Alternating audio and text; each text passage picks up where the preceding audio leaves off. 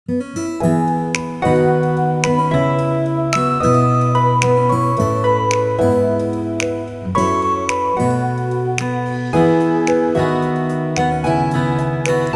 পথে হারিয়ে যেতে কার না ভালো লাগে বলো? আর সেই পথ যদি হয় এমন সুন্দর, হিমেল হাওয়া গায়ে মেখে কুয়াশার চাদর সরিয়ে আমরা চলেছি এখন পূর্বাচল এক্সপ্রেসওয়ে দিয়ে। গতকাল দুপুর 2টোয় আমরা 3 জনে রওনা হয়েছি কলকাতা থেকে। গন্তব্য লখনৌ। চলো তোমাদের একটু দেখিয়ে নিই কিভাবে আমরা এতটা পথ অতিক্রম করে এসেছি। এখন আমরা বেরিয়ে যাব অনেক দূর। আমাদের এখন ট্রিপ শুরু হচ্ছে। আমাদের গন্তব্যস্থলটা উঁচুই থাকবে। এখন যাবো কিন্তু আমরা লখনৌ। তারপর কোথায় যাওয়া যায় দেখি।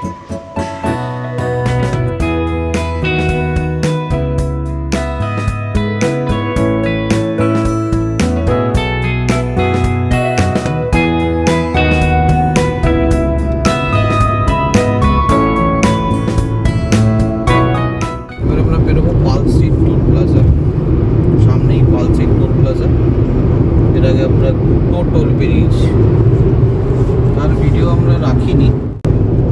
রাস্তায় প্রচুর কাজ হচ্ছিল, তার সাথে ডাইভারশনও রয়েছে অনেক। আবার একটা ডাইভারশন সামনে।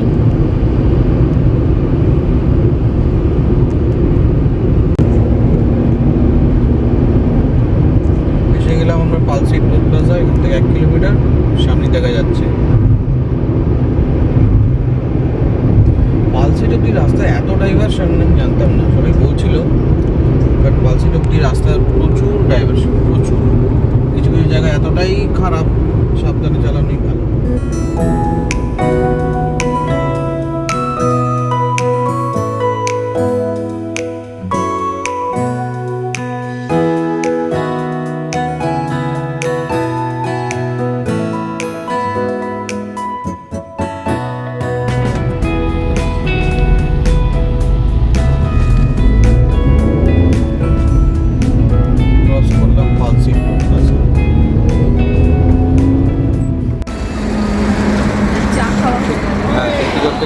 হয়ে গেল, এবার আমরা বেরিয়ে যাবো।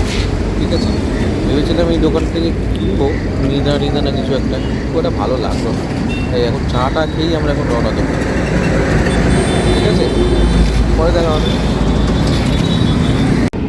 শক্তিগড়ে আমরা চা সিঙ্গারা খেয়ে সমস্ত, হ্যাঁ মুড়িও খেলাম, তার সাথে মিষ্টি কিনে নিলাম। মিষ্টি কিনে এখন আমরা রওনা হলাম। যে বেরিয়ে যাচ্ছি এখন শক্তিগড় থেকে। এখন ঘড়িতে বাজে 4:41 মিনিট করে দাঁড়িয়েছিলাম আমরা এখানে। 2.5 ঘন্টা আমরা বাড়ি থেকে বেরিয়েছি, টাইম হয়ে গেছে। তো এখন এখান থেকে আমরা অনেকটা রাস্তায় যাব, যতক্ষণ এনার্জি থাকবে।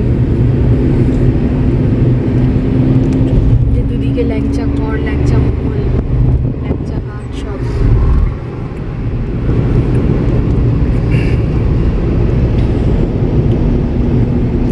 সূর্য এখন ডুবছে, ডুবে গেছে অলরেডি। প্রচুর কনস্ট্রাকশনের কাজ হচ্ছে এইরকম। আর এই সাইডে বাইপাস, মানে বাইপাস না ঠিক, সার্ভিস রোড বা এর পরে এগুলো হয়তো সিটিতে ঢোকার জন্য এই রোডগুলো কানেক্টিং রুট হবে। তো এই রুটগুলো দিয়ে সব গাড়ি লরি সবই এখন ট্রাক বড় বড় সব পাস করাচ্ছে, যার জন্য ভীষণ জ্যাম হচ্ছে এই জায়গাগুলোতে। এবং রাস্তাও যে খুব ভালো কিছু। এখন আমরা পানাগড়ের দিকে এগোচ্ছি, বাঁদিকে বর্ধমান, তো মানে এই এলাকাটা বর্ধমানের মধ্যেই পড়ছে। তো যাই হোক, একটু অসুবিধে হচ্ছে যেতে, সময় বেশি লেগে যাচ্ছে। হ্যাঁ অসুবিধা মানে ওই আর কি, যে সময়টা আমরা ভেবেছিলাম যে সময়ের মধ্যে ক্রস করে যেতে পারবো, সময়টা অনেক বেশি লেগে যাচ্ছে। যাই হোক, দেখা যাক নেক্সট। আস্তে আস্তে যাচ্ছি আমরা, অনেকটা রাস্তা আমাদের যেতে হবে এখন।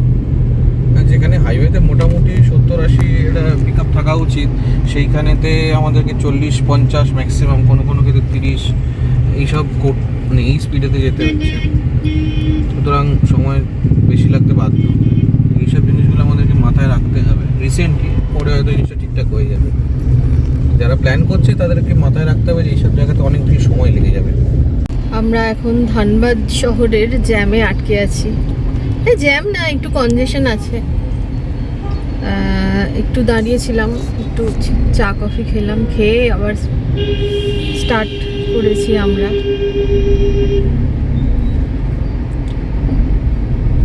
এখন ঘড়িতে বাজে 8:11।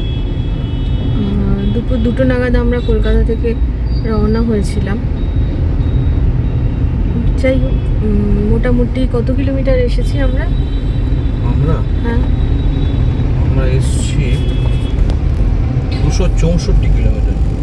264 কিলোমিটার চলে এসেছি। মাঝখানে বেশ কয়েকবার দাঁড়িয়েওছি। এই যে আমাদের সবাই, আমরা যাচ্ছি। অন্ধকারে কতটা দেখা যাচ্ছে আমি জানি না, তবে এখন আমরা ধানবাদটাকে শহরে আর ঢুকলাম না, বাইপাস দিয়ে বেরিয়ে যাচ্ছি। NH-19 ধরে। হ্যাঁ, এবার এখান থেকে চম্পারণ অব্দি যেতে হবে, আবার সেখান থেকে আবার মেইন রোড ধরে বারহি। এখন আপাতত রুট রাস্তা দেখি। হ্যাঁ, এখান থেকে একটু ক্লিয়ার হলো রাস্তাটা, বেরিয়ে যাবো আমরা। এমনিতে ঝাড়খণ্ডের রুট এখন ভালোই, রাস্তা এখন ভালোই, অ্যাটলিস্ট ওয়েস্ট বেঙ্গলের থেকে একটু বেটার। এই যে এখানে গোবিন্দপুর, এই জায়গাটার নাম গোবিন্দপুরে দিয়ে আছি। ঔরঙ্গাবাদ হচ্ছে 247 এখান থেকে। হ্যাঁ, সামনে ঘন কুয়াশা, ঘন কুয়াশা। এক এক জায়গায় এমন হয়েছে এক হাত ছাড়া কিছু দেখা যাচ্ছে না। তার মধ্যে দিয়ে আমরা চলেছি, আমাদের পৌঁছতে হবে। এখন বাজছে 1:40 রাত্রি। বিহারের ভেতর দিয়ে যাচ্ছি এখন আমরা। এখন ভরতপুরের পাশ দিয়ে যাচ্ছি। ভরতপুর না? ভরতপুর। আচ্ছা,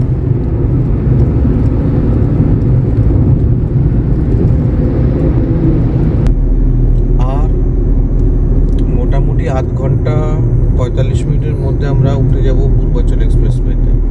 এখন আমরা আছি NH-24 এতে। আমরা এটা দুর্গাবতী মোড় থেকে রাইট নিয়েছিলাম, নিয়ে সোজা চলে এসেছি NH-24 এতে, গাজীপুরের ভেতর দিয়ে। এর দিক দিয়ে আমরা আজমগড়ের গা বেয়ে পৌঁছে যাব সোজা পূর্বাচল এক্সপ্রেসওয়ে কানেক্টরেতে। এই রাস্তাটা এমনি ভালো হলে কি হবে, আছে প্রচুর বাম্পার এবং প্রচুর কুয়াশা। কারণ আমরা এসেছি নভেম্বরেতে, হয়তো সেই কারণের জন্যই প্রচুর কুয়াশা। ফগ লাইট মানে তো দিতেই হবে, ফগ লাইট থাকতেই হবে, আর তার সাথে ইন্ডিকেটার, ইমার্জেন্সি ইন্ডিকেটার জ্বালিয়ে যাওয়াটা উচিত। কোনো কোনো জায়গায় মানে 1-2 ফিটের দূরত্বেও কিছু দেখা যায় না, সুতরাং রাস্তার রেফারেন্স পয়েন্ট ধরে এগোনো উচিত। তবু সাবধানে চালানো উচিত।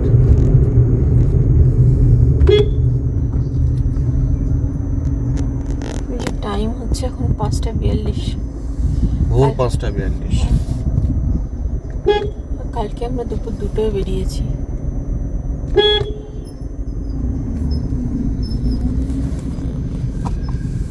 কানেক্টিং রুট অনেকগুলো আছে। পূর্বাচল এক্সপ্রেসওয়েটা আমরা ধরবো বলে এই রাস্তাটা নিয়েছি। এর আগেও একটা রাস্তা আছে, বক্সার হয়ে আসা যায়, মোহানিয়া হয়েও আসা যায়।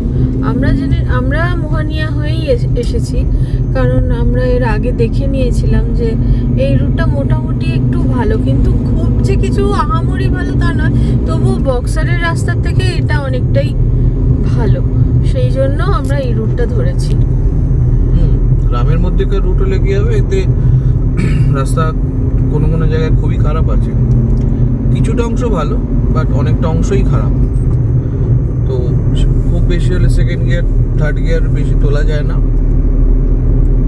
সুতরাং এখানে একটু টাইমটা লেগে যায়।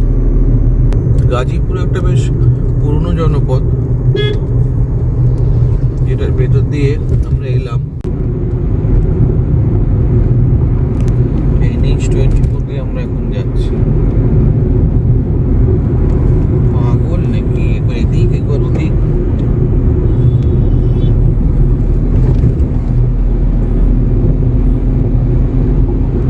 এই NH24 গিয়ে মিট করবে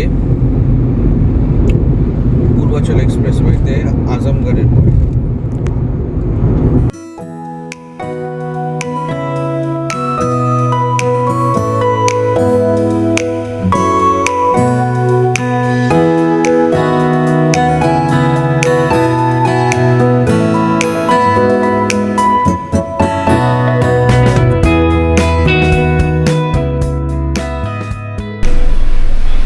यहाँ पर खाली एंट्री होगा ना, एग्जिट तो वहाँ पर होगा। अच्छा, अभी पैसा कटेगा क्या? बस एंट्री होगी ना। ओके।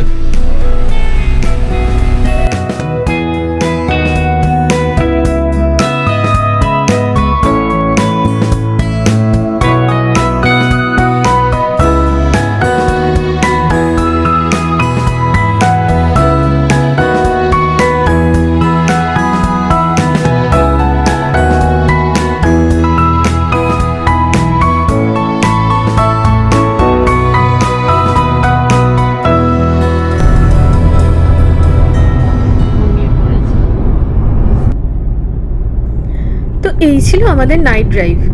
সারা রাতে আমরা জার্নি করেছি। ঝাড়খণ্ড বিহার অতিক্রম করে এখন চলেছি উত্তরপ্রদেশের বিখ্যাত রাস্তা পূর্বাঞ্চল এক্সপ্রেসওয়ে ধরে।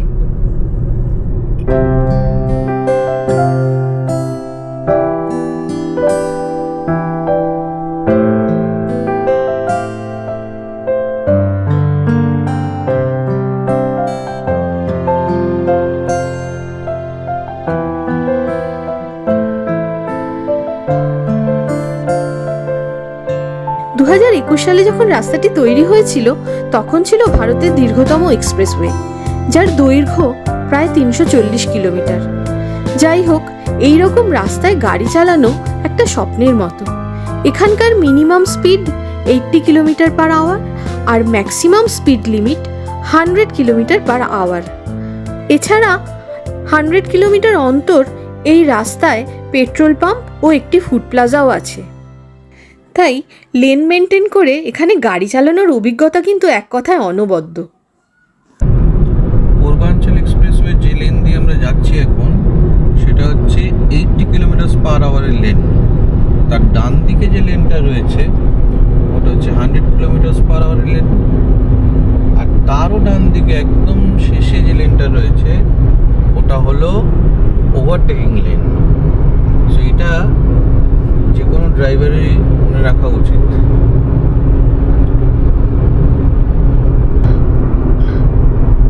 পূর্বাঞ্চল এক্সপ্রেসওয়ে এটা স্বপ্ন, এই রাস্তা দিয়ে গাড়ি চালানো। আজমগড় চলে এলাম, তো আর 2 কিলোমিটার বাকি মাত্র।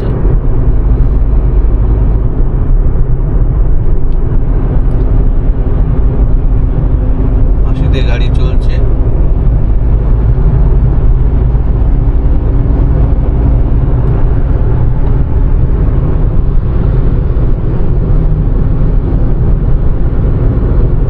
ট্রাফিক খুবই কম, কিছু লরি রয়েছে, হেভি ভেহিকলস, আর ছোট ছোট গাড়িগুলো আমাদের মতন সেগুলো মাঝের লেন ধরে বা একদম রাইট লেন ধরে খুব জোরেই যাচ্ছে। আমরা অতটা নিচ্ছি না, আমরা আস্তে আস্তে যাচ্ছি, 60 to 80 স্পিডে মেনটেন করছি। সামনেই রয়েছে মোহাম্মদাবাদ, সেটা 1 কিলোমিটার। আমরা সেখানে যাব না, জাস্ট কোডিংটা দেখাচ্ছে তাই। অযোধ্যা 194, লখনৌ 246।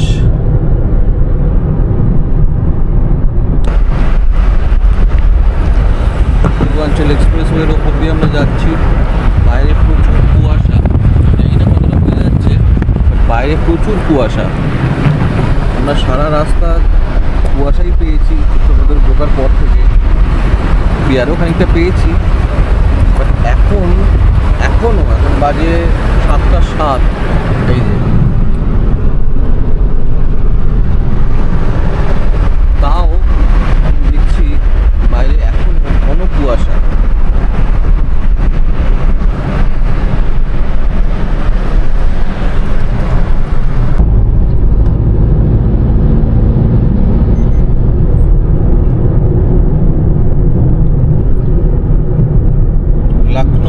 57 কিলোমিটার বাকি।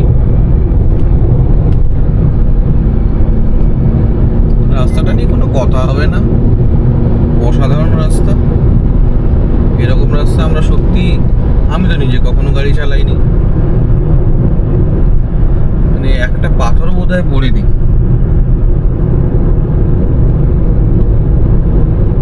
ডান দিকে একটা মন্দির দেখতে পাচ্ছি, এই না কিসের মন্দির।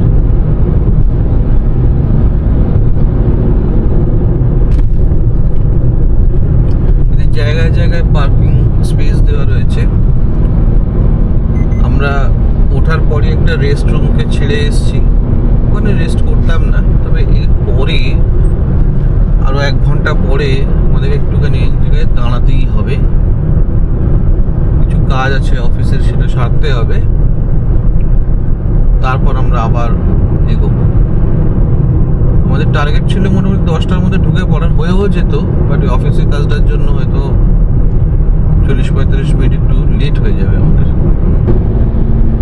বলছি এখান থেকে এক্সিট হচ্ছে 232 কিলোমিটার এক্সিট আছে, এবং প্রত্যেকটি দূরত্ব, নির্দিষ্ট দূরত্ব অন্তর অন্তর কতটা এলাম, কতটা বাকি আছে লেখা রয়েছে।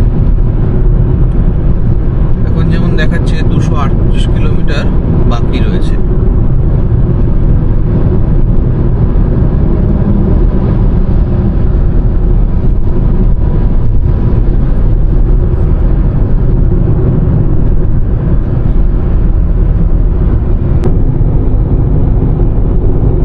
বাঁ দিকেরটা 80, মাঝখানে একটা 100, ডান দিকে একটা ওভারটেক করলে।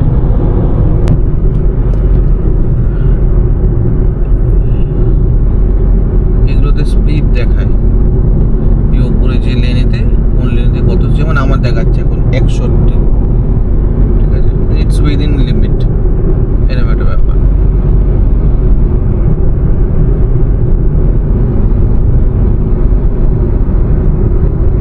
এর আবার নাম্বার প্লেট নেই, ওভারটেক করছে।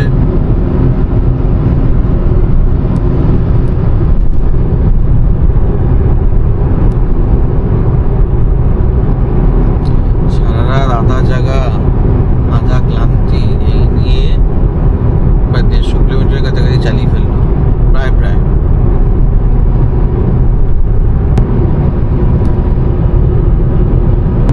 85-90 মতন পিকআপ আছে।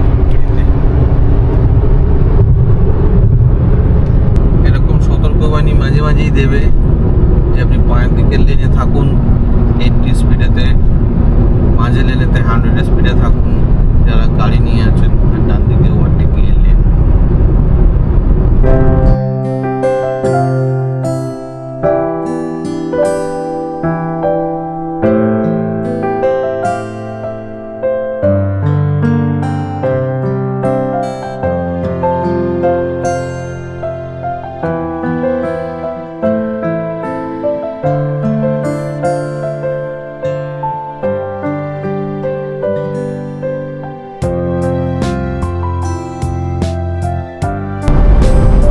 পূর্বাঞ্চল এক্সপ্রেসওয়ে,